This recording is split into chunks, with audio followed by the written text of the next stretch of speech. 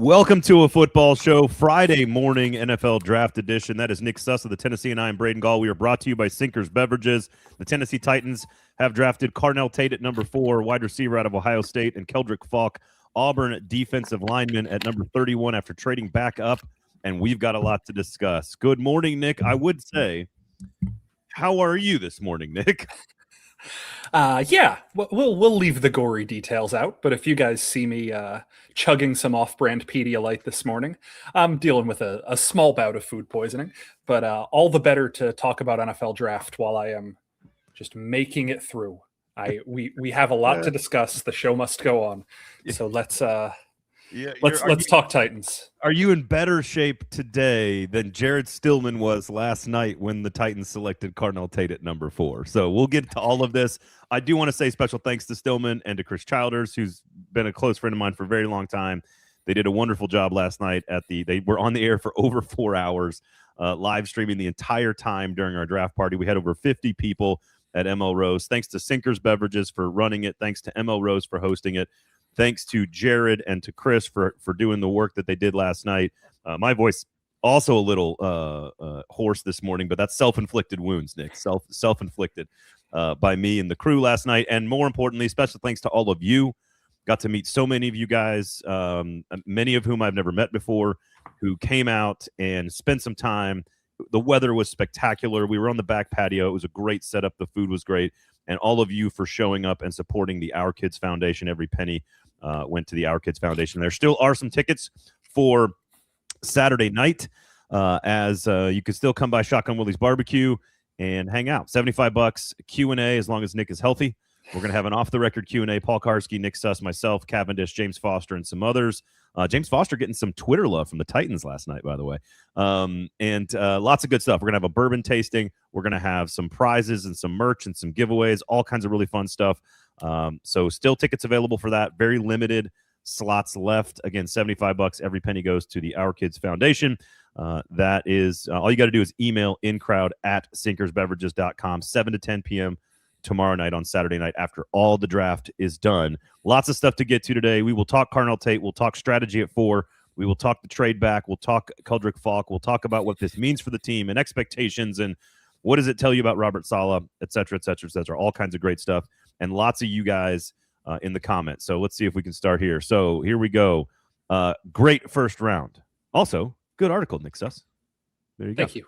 Thank you. 10 says, I think getting an edge, even though it's not a premier one, does take some bite out of the taking Carnell Tate. Both should help the team. We will get to all of this today. Joe, if we've never drafted Corey Davis, how do we feel about Carnell Tate? I do think that's a fair observation to make. I think that's fair because we're all shaded by context in the past. Morning, Joey. Good to see you. Best O player left in the draft. I'm not sad. I don't know what that means, Richard. Wishing you the best, Nick. Power through. Keep the fluids up. There we go. Epic first round, says Daniel. Some people are very excited about this. I like to see it. Been a while since I've seen you guys all live. Good to see you, QC. Coming after those Iowa offensive linemen later on Saturday, probably. I know the Titans' track record sucks, says Productions, but I am not doubting the OSU receivers. That's technically that's fair. And the team is better this morning. Here's where I'm going to start, Forrest. Thank you for saying this. The team is better this morning than it was yesterday morning. Look, we'll get into the specific value of all these players. Was it the right decision? Why didn't they like Arvell Reese? Why didn't they want Sonny Styles? How much did they love Carnell Tate? And we'll hear from Mike Borgonzi on both Tate and Faulk in just a second. But at the end of the day, their receiving core is better with Carnell Tate in it. The defensive line is better and deeper and more versatile with Keldric Faulk in it. This team got better at 2 premium positions in a draft that didn't have a lot of premium talent. They didn't overpay for the trade up to Keldric Faulk, and they have answered 2 questions, or at least filled somewhat of the most important needs on the roster. It opens up the rest of their draft, both Friday night and Saturday. So I think while we can discuss value of Tate, we can discuss the strategy of passing on Arvell Reese, the strategy of trading up. Keldric Faulk probably not going to play wide 9. Lots of different things we can discuss, Nick. But at the end of the day, they took 2 players at 2 premium positions and got better in one evening. And that is, I think, the number one takeaway for Titans fans. Yeah, it's funny. I was kind of reflecting on this late last night of If you told me these three things would happen, thing number one, the Titans draft an edge rusher who hasn't turned 21 yet. Thing number two, the Titans trade back into the first round. Thing number three, the Titans pick a receiver in the first round. I would have had Arvell Reese at 4 and like Omar Cooper at 30. That's right. Like which could have happened. This is not the way that there's a cat that will not leave me alone. This is not the way that I would have seen it going, even if it is a end result that I very much could have seen coming. And we can get into the nitty-gritty of all of these questions of, well, to what degree are the Titans better? Are the Titans better now, or are the Titans better developmentally? Or is there some weird in-between where they drafted developmental prospects who have to be good now for the strategy to work? I'm fascinated by what this indicates. Is this a team that is trying to win now? Is this a team that went and got 2 premium positions at places where there are premium holes because they expect to take a jump this year? Or is this a team that picked 2 very young draft prospects at premium positions with the expectation that they will grow into their skills within the next 2 to 3 years? It's really hard to do both at the same time, and it does kind of feel like the Titans hedged and tried to do both at the same time. So while I do think the roster is better, I really still can't tell if this was a raise the floor or raise the ceiling kind of night. And I don't know if you can do both, but there is a compelling argument that these are moves of a team that is trying to do both at the same time. If you're watching, my shirt says I tend to agree, which apparently is something I say a lot on the show. I agree with your first explanation, and I think somebody said this in the comments here. See if I can find it. If we would have told you that we were getting a first round edge and receiver, I think most fans here it is. Caden says this. If you'd have told Titans fans 3 months ago that they would come away with a first round wide receiver and a first round edge, it'd be a very different reaction. Meaning, I think positive, right? In a positive way. I think it's fair to ask the question: would the combination of Arvell Reese and Omar Cooper be better than the combination of Carnell Tate and Keldric Faulk? And I think that's a totally fair question. You don't know that that's what's going to happen later in the draft when you take Carnell Tate. So here's what we're going to do before we break down each one of these players, specifically on strengths and weaknesses, how they fit in, and what are expectations. Let's hear Mike Borgonzi, because they loved Carnell Tate. It's very clear. Back in the fall, they loved Carnell Tate. They liked Carnell Tate at the combine. Every time they spoke about wide receiver, they said Carnell Tate's name first, paused, and then said everybody else in the class. Yeah. That was if you watch Borgonzi, he did it at the combine. He did it at his press conference last week. That's very clear. Here was him breaking down sort of what Carnell Tate brings to the table. Well, he's a bigger vertical guy. The route running, very efficient in his route running. I thought he had exceptional ball skills, be able to track the footballs, catch radius downfield. I think is going to be a great fit in this offense. He's 20 years old last year playing at Ohio State, so he's a young kid. So is Keldric, who's they're both 21 now, but 2 young kids. But Tate has the ability, to play big downfield. That was the one thing. All these contested catches downfield, his ability to go up and catch the football, contort his body in certain ways. I think it's going to be great for Cam. All right. We kind of know the scouting report on Carnell Tate. He probably plays bigger than his frame, 6'2" and a quarter, I think. Very technical route runner. How about this stat? 0 drops in 66 passes in college in 2025 for Ohio State. He caught 12 of his 14 contested catches. Really good initial burst. Kind of eats up coverage right off the line of scrimmage. Stacks DBs very well.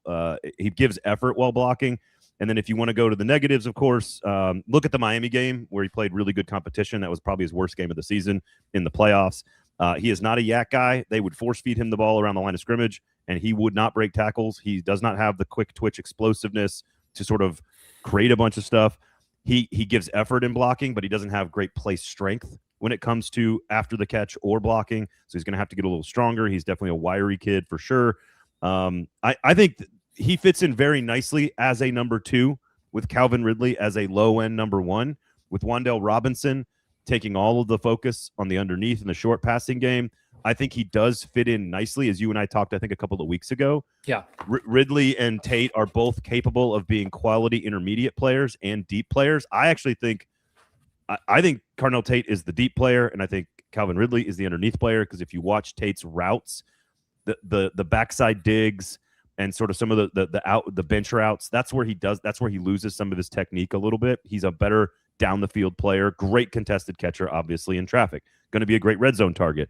But I think he works well with Wan'Dale Robinson. Again, is this an elite number one receiver like you would normally draft at number 4? No. But you have to take a player at number 4 if the trade back wasn't really an option, which it could have been. But you have to take somebody. So the whole draft class sucks. Okay, fine. You got to take somebody with your picks. And so I want to get you tell me what you see in this player. What are reasonable expectations? What does he deliver to the offense?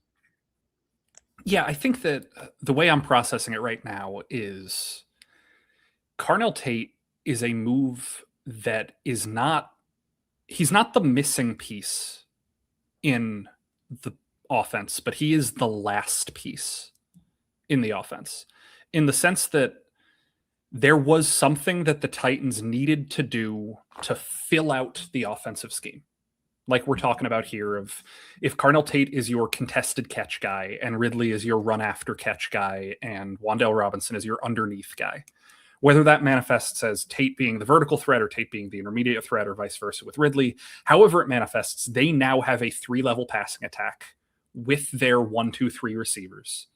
And then you have Chim DK and Alec Ioman are kind of filling out the group. You have Gunnar Helm able to go up the seam, and you have a running game that you still somewhat trust after the way that Tony Pollard and Tajay Spears finished the season. I think the offense is ready to go now, but I don't necessarily know if they drafted a game changer, if they drafted a difference maker, or if they drafted for utility. And I think that drafting for utility clearly helps. If you have utility, this goes back to what I was saying earlier. Yeah. You're raising that floor more than you're raising that ceiling. I think it's the floor, but continue. But it's also, you drafted a receiver at number 4, and the guys who go in the top 4 are Jamar Chase and Marvin Harrison and Calvin Johnson, and they're supposed to be AJ Green went 4th. I think Julio Jones went 6th. Like, these guys are supposed to be Larry Fitzgerald. Yeah, they are supposed to be unbelievable paradigm shifting receivers. And while I'm not necessarily sure that Tate is that guy, I do look at a Titans offense that, let's say they're selling out expecting Dable to only be here for 1 year. And you don't know how much longer Ridley's going to be on the roster. And you got an option year next year in Dan Moore's contract. And like, if you've answered a question you don't have to answer next year. Yeah. If you are selling out for this being the year that Cam takes the massive step forward and builds that confidence, this makes a ton of sense. There's only one like historical bugaboo here. And I wrote this last night, and look, this is not me being a downer. This is just the frank reality. With Vince Young, the Titans drafted Kenny Britt in the first round. It didn't do much. With Jake Locker, the Titans went and drafted Kendall Wright in the first round the next year. It didn't help with the development. Yeah, he had a 100-catch season, didn't he? It didn't help with Jake Locker's development. Yeah. With Marcus, they went and drafted Corey Davis in the first round. Yikes. 2 years later, I want to say. And they drafted Dorial Green-Beckham the same draft as Marcus. It didn't really help with the development. This is something the Titans have tried to do time and time and time again. And this is a new regime, and you can't hold the mistakes of old regimes up to the mistakes of this new regime. But we have seen this strategy not work so many times. And this isn't about Corey Davis, and this isn't about Kenny Britt, and it's not about Kendall Wright, and whatever you want to say. But this is something the Titans have done and banked on.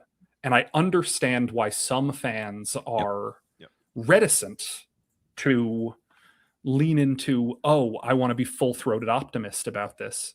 Because, there's been a lot of backfiring when they've tried this exact strategy with their last 3 first-round quarterbacks pairing him with a first round receiver. We'll see how it goes. I have a lot of questions about Bailey and Love and Reese and Styles and all of this. But I did not hear him talk about best player available at his press conference, Mike Borgonzi, on Thursday night. And that's what I was hoping he did not, because I don't think you can make the case that Carnell Tate is a better prospect than Sonny Styles or Arvell Reese. But to your point, and this is the part of the reason I'm okay with their strategy. You have to give everybody a chance here, right? The player, the prospect, the coach, the GM. You just got to say, look, y'all are in charge. You got the jobs that you all got. Go do your job. We'll see if it works. We're not going to all lose our minds right away. Do I think that Arvell Reese is a better prospect? Sonny Styles is a better prospect? Yeah. Do I think they raise the ceiling more? Yeah, I think they do. Do I think Carnell Tate's a really, really good number 2 for the course of his career in the NFL? That's what I think. Is that worth it at number 4? I don't know, because the rest of the draft class is just, it is what it is. But they loved Carnell Tate from the beginning. That is the thing that I'm going to kind of lean back on in all of this. Mike Borgonzi said in his press conference last night that they were talking with him and watching him at practice in the fall. That's way before anything else. They are very clear. They have been very clear for months that he is the best player at this position in this draft class. Yeah, and can I add? I am okay with the strategy of being convicted in a thing that you really believe. Mm-hmm. And that is what this is. It may not be those names you just mentioned. I seriously doubt that it's Larry Fitzgerald, Calvin Johnson, and Jamar Chase. But they are so convicted in this player and at this slot, and that this is the best guy and at this position, and that they've loved him for months.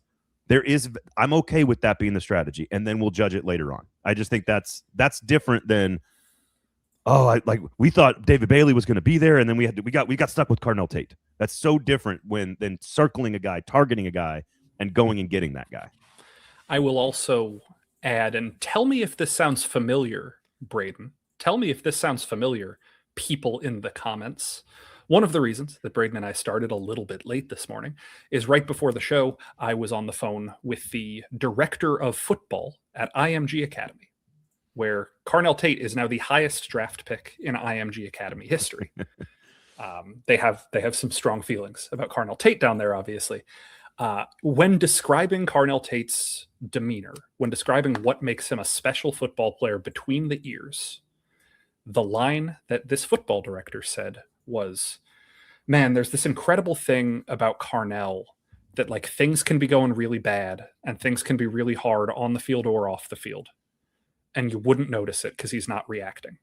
And then things can be going great and it can be the best day of his life. And you wouldn't notice it because he's really not changing his demeanor. You're asking me if I've heard that before? Has anyone heard that description? What up, bro? What up, bro? Let's get to work, bro. Has anybody heard that description among anyone the Titans have picked within the top 5 recently? I do think that there is a type here. I do think that Carnell Tate being an academic All-American, Carnell Tate being a quiet leader, he does fit the Titans type, the Borgonzi type. Was Latham the previous high drafted IMG guy, asks Buston. I was trying to figure this out. I can't remember if it was him or Evan Neal. I don't remember who was technically higher drafted. What pick was Latham? Latham was 7. Okay, Evan Neal was also 7. Oh, okay. So it might be those guys. Those are large high school people. Yeah.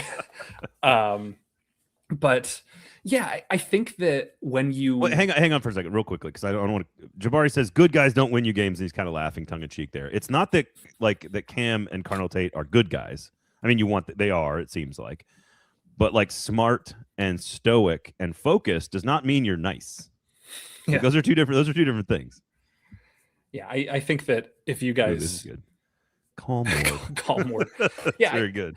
I do think that this is not casting aspersions on anybody, but the difference in demeanor from what we've seen from Calvin Ridley these last 2 years versus the person we're describing Carnell Tate as. That's right.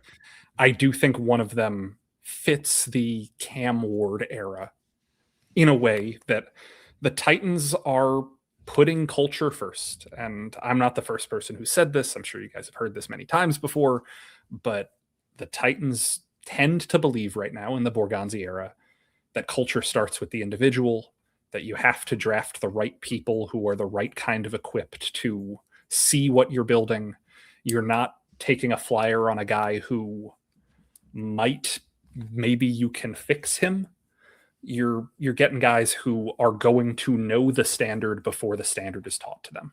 And I do think that in Carnell Tate, maybe more so than some of the other players that we're talking about the Titans not drafting, Carnell Tate is the checks that box guy in a way that maybe some of these other prospects weren't. So somebody said, somebody used the word bust. I think I don't remember what, Joe's like, bust. I don't know, like, who you're talking to or you're referring to. I don't think you're talking about the players. That's one of the things I would describe about this. To your point about the ceiling and the floor, I don't see, in Carnell Tate specifically, we could talk about Keldric Faulk in a second, but in Carnell Tate specifically, I think there's a very low bust probability. It is he may not be an elite player, but he's a good player, and I don't think there's a lot of bust probability there at all. I think he is going to be a productive receiver. He may not live up to the hope and the expectation of being the 4th overall pick, but I think he is going to be a productive, consistent, dependable player on the offense for the foreseeable future. And again, that may not be sexy. That may not turn you on. That may not win you a Super Bowl, but you got to have those players. So yeah. I don't think there's any. I think there's almost a zero bust probability with Carnell Tate. I think Keldric Faulk, there's probably more, but I think because of his youth and his physical skills and because of the coaching staff, I'm comfortable saying that I think they drafted two. Like there's way more upside with Faulk. I think it's just not at the position everybody wants. Like he's not going to be a 12, 14 sack guy, but he could be a really, really good defensive lineman. And I just don't think there's any bust to these two picks. I think they took dependable players with upside that were very young at premium positions, got better doing so. And I think they took very little risk in this. I think there's risk in Arvell Reese. Yeah. And maybe this is a good transition point to what was on the board. I think there's zero risk in Sonny Styles, but I think there's risk involved in Arvell Reese. Not necessarily that I'm not saying I agree that that's what's going to happen, but they're already talking about it with the Giants that he is going to start off the ball, right? And so there's risk involved in taking a player who has never really played the position you're drafting him to play. And if you draft Arvell Reese, you are drafting him to be a true wide 9 in this defense. And there's risk involved in that. There's a bust probability. Now, I think Arvell Reese is a better prospect than Carnell Tate. I don't think that's crazy to say. I think Sonny Styles is a better prospect than Carnell Tate. They have a much higher upside. So, do you agree with taking Tate as the conviction of the player you wanted all along over? Like, so maybe this is the better way to ask it. If David Bailey or Jeremiah Love are on the board, are they taking those two players? I tend to think so, but I also would have tended to think they would have taken Arvell Reese over Carnell Tate. So maybe Carnell Tate was the guy, and maybe the guy was the guy. It's really tough to say. I don't know. I think that this does feel like a situation where offense was the move, and if it wasn't Love, Tate was the guy. Yep. This does feel like a situation where they saw something in Faulk, and the plan was to get him. And whether he would have been available at 35 or not, I think they probably made a fair move to ensure they got their guy. I don't know. I have spent so much time talking about just draft the 5 positions that matter, and the Titans went out and did that. So, like, I will own the wet blanket reputation that I have in the comments here sometimes. But if there is one thing that I can smile about, if there's one thing that I can sit here and say, oh, the Titans did something that gets the Nick Suss seal of approval. Look, they drafted a wide receiver and an edge rusher in the first round. Yeah, that's right. I don't have to come on this show on a Friday morning. Well, be like, Sonny Styles was a waste of a pick. I don't have to. Well, and what's funny is we were talking to there's a lot of folks that were pretty frustrated at the draft party, and that's what happens when you combine beer and instant reaction. And so I was sitting down with some folks and kind of going table by table last night, kind of chatting with all of you guys, and I was like, all right, how are we feeling? What are we feeling? Oh man, why didn't we take Arvell Reese? As I'm sitting there, I think Stillman stood up and was like, hey guys, do we want Sonny Styles right before they go on the clock? And everyone in the room was like, no, we don't want Sonny Styles, boo. And I'm like, and then as soon as they take Tate, they're like, why not Sonny Styles? And so what a lot of people were saying and I think rightly so. Hey, I'm totally fine with Carnell Tate. I just would have rather have gotten him at 9 and gotten an extra pick. Totally true. Totally fair. Here's what I would say, and this is what I said last night to all of them. If you are okay with the Tennessee Titans drafting Carnell Tate in the top 10 of the NFL draft at pick 7, 8, or 9, and you're comfortable with that player being on your team and in your offense at number 8 or 9 in the draft, then you need to be okay with him on the offense at number 4. Like, it's just not that big of a difference. Like, if you're fine with him at 9, you got to be okay with him at 4 if he's that good of a player to be taken at 9. So, again, is there a little bit of value debate here? I think that's fair. They got value with Faulk. They probably overpaid a little bit by a couple of slots with Tate. So it evens out in the first round. And at the end of the day, you got better at 2 premium positions. So let's – anything else you want to say about the strategy at 4?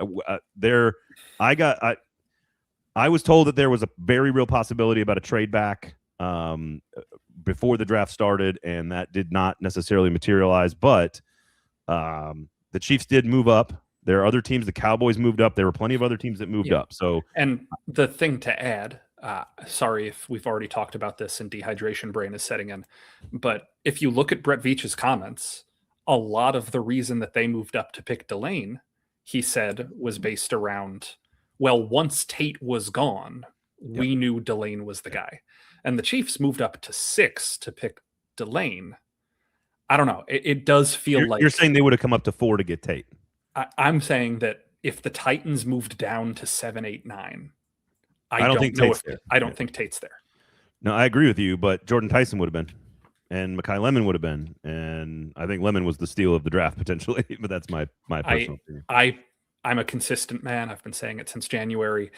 I agree with the Titans' evaluation that Tate was kind of a head and shoulder above the other guys in this class. And I don't think that there's anybody who would have been on the board at 35 who would have made this offense any better. So if you want to build around a receiver, pretty much the only option was Carnell Tate at 4. And not at 35. Omar Cooper was what, 30? He went right before the Titans moved up. 29 or 30, yeah. Yeah. I also think they really liked which one of the Caleb Lomu, is he the one who went later? Fanu went early, right? The same name from the same school, playing the same position. I think they really liked him as well, Lomu and Cooper. I think they would have been on but they had Faulk as their highest graded guy. So let's do that. Let's talk Faulk. Sinkers Beverages, everybody. Still slots available. This was is there? I think your question is more tied to one of your questions is more tied to Faulk. So let's play Borgonzi here, talking about Faulk and the opportunity to move up and why they graded him where they did. And here's Mike Borgonzi on their new pass rusher. Just looking at some of the needs and stuff and where we had him on the board. He was our highest rated guy at the time, and we thought, this guy really fit the defense well. So we just went up. When you see a player that you like, you just go up and get him. You're obviously very deep now on the line, but still at wide 9, maybe not so much. Do you feel a little unbalanced there? No, not necessarily. I mean, these guys come in waves, and I feel good about some of the outside rush ends that we do have right now. And Keldric, we can move all up and down the line of scrimmage, really. Maybe have a lot of personnel out there where you're not playing with the guy that plays that wide? No, some of these guys will line up wide. I mean, you've seen it in their defenses. You're always looking for sometimes for some of those speed guys in there, but it's just the way that these guys come in waves in Salah's defense. All right, quick scouting report on Keldric Faulk, 6'5", almost 6'6", so 6'5" and 7/8, I believe, 276 pounds. I think he's down a few pounds. Big, long, rangy. He's added moves over the course of his career at Auburn. Lots of good quickness there. Great in pursuit. Excellent motor. Goes after the ball. Obviously, James Foster tweeted out the picture of him chasing down a Baylor player for like 65 yards downfield. He was the #1 SEC defensive lineman over the last 2 years with 72 run tackles. There are questions about his pass rush win rate. I think it was 9.5%. He is not an overly twitchy explosive, bendy, off the edge kind of guy. Pad level, Mike Borgonzi addressed last night. That was asked specifically. That's something he's going to have to work on. He's not necessarily like a change of speed kind of player. Eric Armstead, I think, is the name that comes to mind when I think about how Borgonzi is explaining this guy in terms of comps. This is not your wide nine, but I don't think they necessarily care about the specifics of each player. Simmons can line up in multiple spots. John Franklin Myers can line up in multiple spots. Jermaine Johnson can line up in multiple spots. They're going to use Keldric Faulk in multiple spots. I think he is the replacement for Jermaine Johnson, should you not want to bring him back. He is more of the large, big, run-stuffing defensive end than it is the bendy, off-the-edge quick guy. The comparison of the comparisons to Femi Oladejo, I've seen that last night and in our comments this morning. That doesn't track with me. Femi Oladejo is a very different shaped player.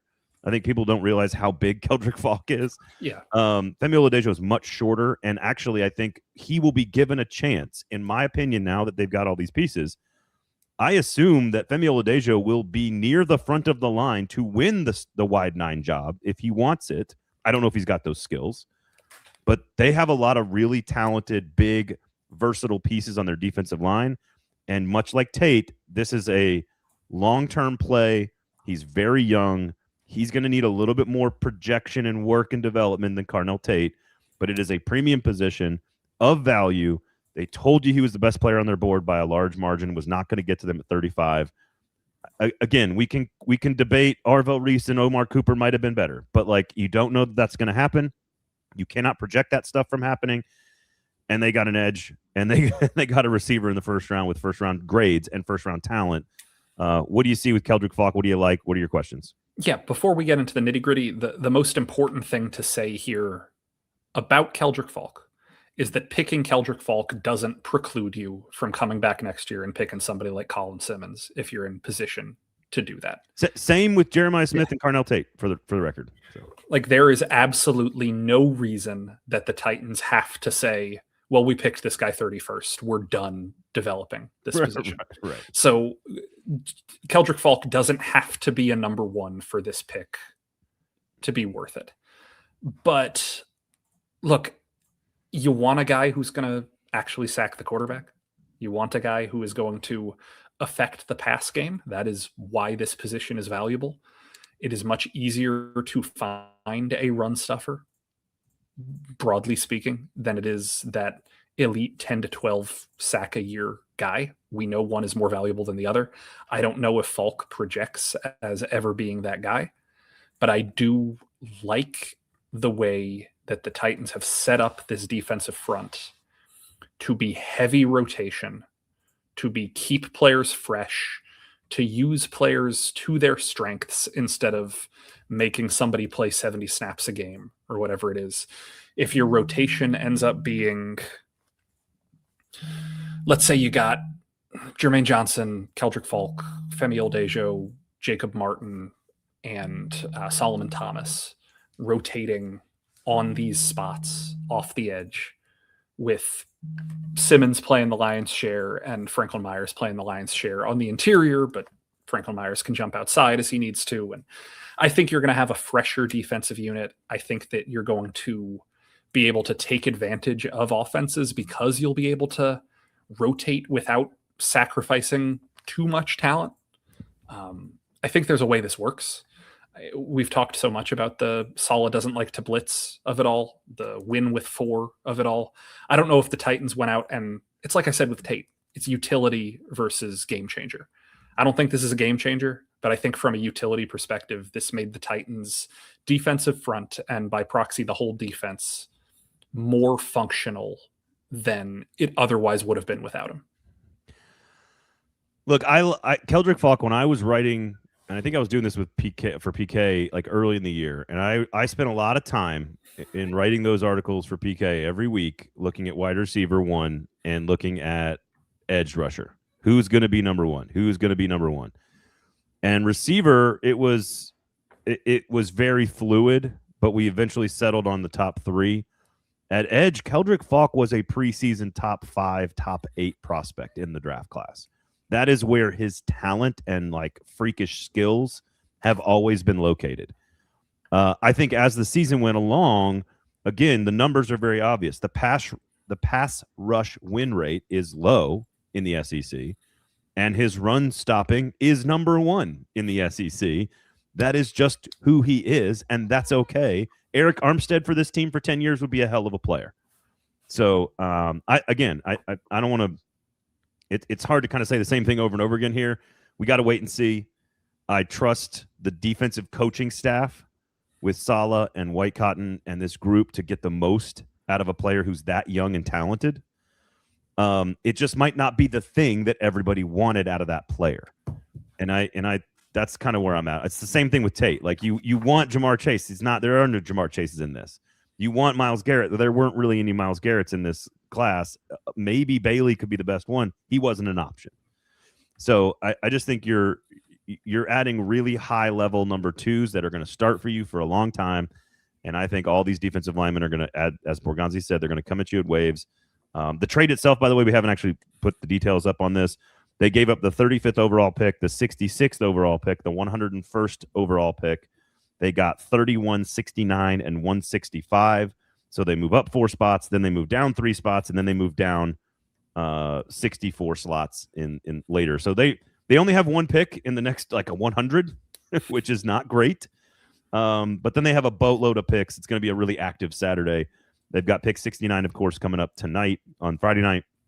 And then they go 142, 144, 165, 184, 194. And if you're looking for safeties and linebackers and guards, those are the places you draft those guys are in the early 100s. So yeah, can you put up 10's comment right here? His most recent one. He's asking, I feel like the real question is, do the Titans want to be a committee team versus a top-heavy one? He's all right being by committee as long as you have that 1 star who can lift them, like Jeffrey Simmons is now. Or Cam Ward should be. Yeah. I think that like the enduring lesson of the last 25 years, this century of the NFL, is that we all understand that most NFL teams are roughly equal to each other roster-wise, player 8 through 53. And it's really those first 5, 6, the 5 or 6 best players are the ones that tend to be the difference between championship and just okay. So yeah, you'd prefer to be top heavy if your roster is good. The Titans haven't had a good roster for 3-4 years. So if you can go from building this roster to then finding the 1 or 2 players that are going to lift all of the ships or whatever the phrase is, yeah, I think that's the better approach. And you would have preferred to be able to get one of those guys at 4. Sure. But hopefully you got one of those guys at number 1 last year. Like that's the whole thing that we can't discredit, is that this is compounding. And last year they picked the quarterback first overall. The first name that comes to mind is Arvell Reese in this conversation, right? If that's the guy that is a true elite pass rusher, you passed on him for a guy that nobody thinks is going to be an elite overall number 1. I've seen some comps to like DeAndre Hopkins in the. I think he's a poor man's DeAndre Hopkins. Carnell Tate could be very good ball skills, very good contested catcher, good route runner, not overly explosive after the catch, but that's a really good career. If you get a poor man's DeAndre Hopkins, that's a really good player. So I think that I think the floor is the focus here. If you're asking the original question on the show from earlier, where you say, is it ceiling, is it floor? I think this is absolutely a floor move. That Thursday night was a floor move. They got depth and talent and quality. They didn't necessarily get elite quality. And I think that is what this team needs right now. They need to continue to do that. If they can, like finding Cedric Gray, I'll use him as an example last year. Elevating the floor of your linebacking room had to happen at some point. And Cedric Gray ending up as good a run-stopping linebacker as they've had, and having that position solidified is what you're talking about with Carnell Tate at wide receiver. It's kind of it's a little bit more upside with Keldric Faulk, I think. And it's not the position that you all wanted, or that we've talked about, that I've talked about, that you've written about, Nick. And this is from Big 2033. It says, question for Braden and Nick. Is the Faulk pick show us that Robert Saleh is not as big on quote-unquote speed rusher as people expect? Seems like they want size and power on the line. I don't think it's specific to what Saleh wants. I think it's specific to what was available to them, and that this is a very good player. And so it doesn't necessarily mean that they don't want the speed player. It's that those guys don't, like R. Mason Thomas is the only guy that was on the board that could have been even considered a speed rusher at 35. Yeah. And they may not just evaluate him the way I like him a lot. The bendiest guy in the draft. That may not be what they value. Or he's just not good enough to be the 35th overall pick because he's undersized and he doesn't really stop the run. And you don't know how many plays he can play. You know what I'm saying? Like, so I know you don't really like Cassius Howell, but he's still on the board, right? I think so. I do not like Cassius Howell. Yeah, I know you don't, but he's another option that could have been more of a bend player. But I don't know. You got to put the bend on tape, though, to be a bend player. Sure. My problem with Cassius Howell. I think about this situation, and I don't know. The Titans have shown a documented proof, a documented willingness to just play rookies, to throw them to the wolves, to say learn on the fly. And that is the one thing that, if we keep going back to this floor versus ceiling conversation, the one thing that does make it a ceiling conversation is these guys are going to be expected to produce immediately. They're going to be on the field. Carnell Tate is going to probably be either number 1 or number 2 of your most snaps as a wide receiver. Him and Wandale. He better. Him and Wandale are probably going to have the most snaps there. I think you have to have pressure and expectation on Carnell Tate. I think you could do less of that with Faulk, but not by much. Yeah. That's sort of where I'm at. And Bustin says, my question with Faulk is why not just take Zion Young at 35? I think this is the difference here. That horizontally, I guess because they play the same position, I guess it's vertically. I don't think there's a gap there between Zion Young and Keldric Faulk. And I think the fact that he fell is why they spent the capital to go get him, right? Like, the gap is large enough, and the upside for Faulk is much greater than Zion Young, in my opinion. Yeah, and for whatever it's worth, if you guys buy into this mattering, if you compare where people were drafted at slot to their consensus big board value, Keldric Faulk was the steal of the draft. That was the biggest. That was the biggest gap between where he was expected to go and where the team got him. I think Lemon's up there too. I think Keldric was 20 and the Titans got him at 31. And I think Lemon was like 12 and the Eagles got him at 20. So just a little bit bigger on Faulk. But yeah, I mean, the scouting community felt strongly that this is a guy who can be good. In what way he will be good, we will see. I think it's very interesting that for the most part, GMs and coaches are very reticent on draft night to make a comparison to an existing NFL player. Oh, we need him to be his own guy. Oh, we don't really want to put that sort of expectation. If he's himself, that's enough. Borgonzi volunteered in his opening statement that he thought Keldric Faulk was comparable to Eric Armstead. That's right. Like, the Titans are excited about him in a very specific way, that they have a very specific vision. And I'm not saying that's enough, but you actually do have to hand it to him a little bit for saying, no. We moved up for a reason. We have a direct vision for how this guy's going to be. And honestly, that's the theme in both picks. It's having conviction and executing your plan. That is probably the theme of the first round for the Titans. They stayed true to their board. They didn't change when Arvell Reese was available. They had Carnell Tate as the best receiver in the fall. They love this guy. They did tons of research on him. He was a guy they circled and wanted and clearly defined as the best receiver in the draft. And Keldric Faulk, to your point, and hearing him talk, they clearly had a specific defined plan and vision of who this player is in Keldric Faulk, and they went up and got him, I would argue, for almost nothing. 60 picks is a big deal. That's a big deal, but you basically paid nothing to move up to get the guy that you really wanted and valued and had a vision for. And I think that is sort of the theme of the first round for the Titans, is they had a plan, they had a vision, they were convicted in that plan and vision, and they went and executed it. It does not mean that they're correct. Yeah. But they had conviction, and I'm all about general managers in any sport that are convicted in what they're doing. Doesn't mean they get it right all the time, but I like people that have done the math, for lack of a better term, and we know Borgonzi does the math. Like, he does the math. They did the math, and they got their answer. They did the math again, and they got their answer, and they went and answered the questions that they had. So and with the Tate conversation, just for clarity's sake here, guys, I will say, I can only speak for myself. I know Braden and James and everybody's going to have their own scouting mechanism.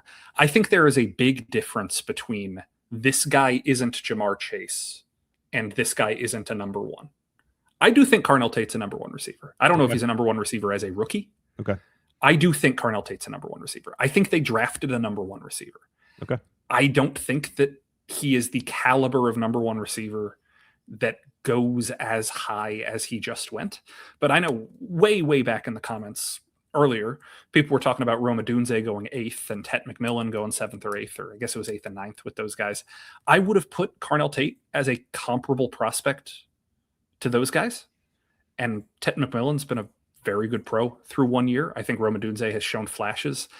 Neither of these guys are Jamar Chase. Neither of these guys are Marvin Harrison as a prospect. Obviously, Harrison hasn't been a stellar pro yet, but I would have Tate. I think your Tet and Odunze is a really good I think he's between those two. Yeah. I don't think he's as good as Tet McMillan. I think he's better than Rome Odunze. I think that's about right. Yeah. And if those guys are late top 10 picks who project as number ones for their franchise, Carnell Tate should project as a number one for the franchise. The difference here is you picked him in the top 5. That's right. And when receivers go in the top 5, they are supposed to be Calvin Johnson. Look, I think fans. Well, I think he is like the best number 2 in the league, or one of the worst number 1s in the league. That's not really that important, right? What's important is, does he start for your offense for 8 years and catch 60 to 80 passes a year? Like, that's what matters. And I think I think your explanation is exactly correct. And I think but at the end of the day, the expectations of fans should still be of the 4th overall pick. Like, not necessarily Calvin Johnson, but like the fan expectation, I think it is okay to put pressure on him to be a number 1. I think that's how you drafted him. And I think the Titans are going to ask him to produce like that eventually. Maybe not, to your point, maybe not in year 1, but he's going to have to, he needs to feel that pressure and then go execute. So, and it's okay for the fans to do that. I think it's okay for the fans to say, no, dude, I need you to be at 80 catches and 1,000 yards every year. Like, we need you to be like that. Let me frame it with this example of, I wrote something last week where just a listicle best and worst decisions from every Titans GM. And I did not list Marcus Mariota as a bust.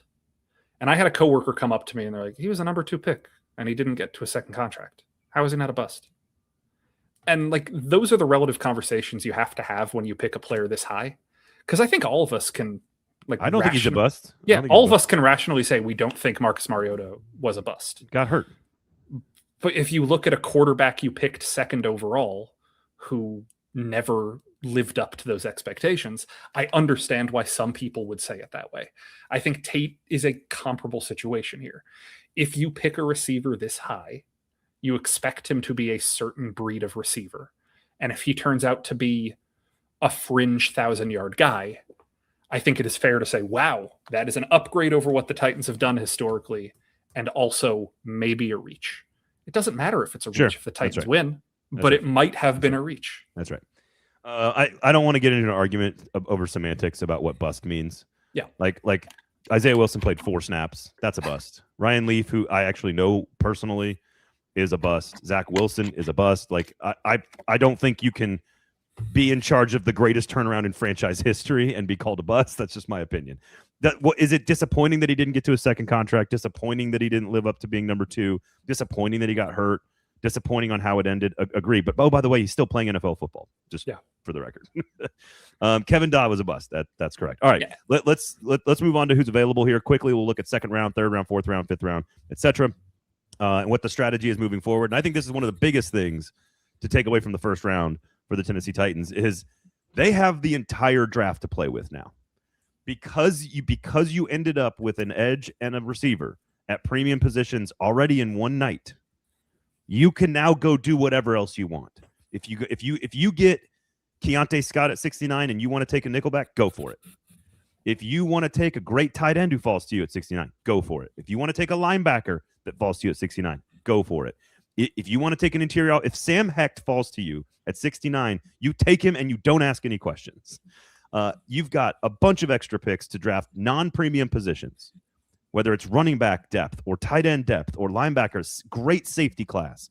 You got all kinds of corners corners by far the best on the board right now. When you look at Jermod McCoy, Avion Terrell, you got Colton Hood, Traden Stukes, D'Angelo Pons. There are tons. Brandon Cisse, tons. Keith Abney, and there's tons of offensive linemen as well. Lots of safeties, lots of linebackers still available. They have a really wide open draft. You guys got to stop talking about the third best Iowa offensive lineman in this draft. Stop talking about Jennings Dunker. He's a guard, and I don't like him. I like the other two. I like Bo Stevens and I like Logan Jones. There's a lot. I think that's the beauty of the strategy, is that they absolutely opened up the board for themselves to any and all best available players from here on out. And I think that's a really smart. That's a side benefit to what they did last night. Yeah, it's hard to, now that you only have one day 2 pick, it's really hard for me not to just say whoever you deem is the best interior offensive lineman still on the board at 69, take them. Like, it's hard to not have to fill that hole now that you go from 69 to 144 or whatever their next pick is. Like 142, 142. If it's Trey Zune, if Pregnon falls that far, like that's right. Connor Lew, whoever you decide is the best interior offensive lineman, it's going to be really hard to not pick that guy just because the hole is so pronounced and so obvious. Yep. I don't know if the hole is as pronounced at nickel corner, but there are a lot of good nickel corners. And if you can get, we've talked about Keontae Scott, Genesis Smith, if one of those guys who can play, both are good options. Genesis Smith, I went back and rewatched some Genesis Smith. He is an exceptional coverage safety and the worst tackling defensive back I think I've ever seen. Like, I don't know if I love Genesis Smith. Offensive line, Chase Basantis still available. Emmanuel Pregnon still available. Not going to make it to you at 69. Sam Hecht could be the best center in the draft out of Kansas State. Might make it to you. We'll see.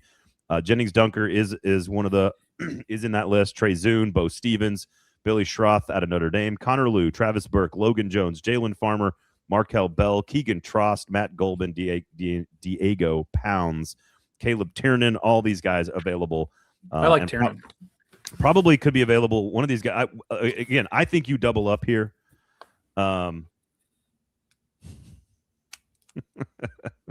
69 jokes are fantastic. I do appreciate it. I also am a child inside and has a sense of humor of a South Park watching 15-year-old adolescent teenager.